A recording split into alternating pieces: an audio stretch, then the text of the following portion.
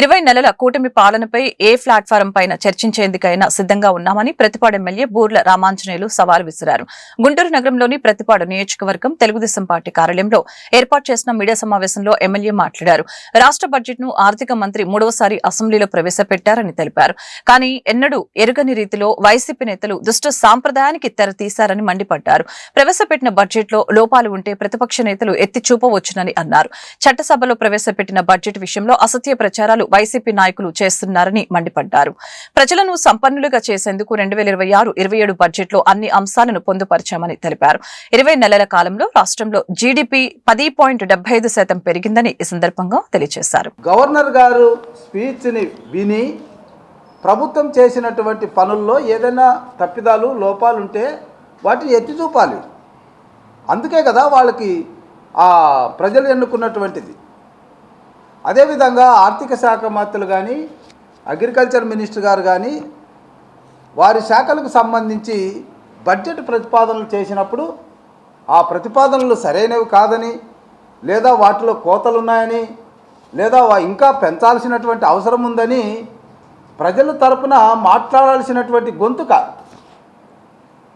మరి ఇది ప్రాథమికమైనటువంటి బాధ్యత, రాజ్యాంగం ద్వారా ప్రాథమిక బాధ్యత.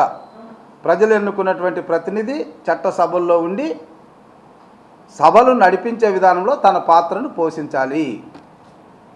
అయితే ప్రజలందరూ గమనిస్తున్నారు. లాస్ట్ ఇయర్ చూసాం, వైసీపీ నాయకులు 11 మందే ఉన్నారు. ఎందుకంటే ప్రజలు వాళ్ళని అక్కడికే ఆశీర్వదించారు. ఆ 11 మంది అయినా వచ్చి కూర్చోవాలి కదా, అది కూర్చోలేదు.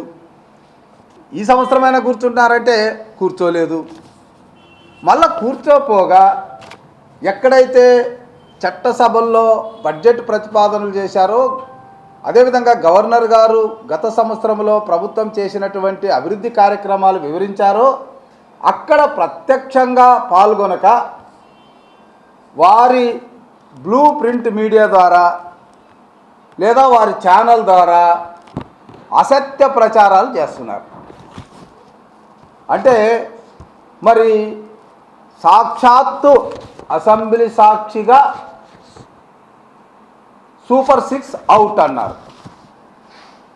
అంటే ఎవరు సాక్ష్యం దీనికి?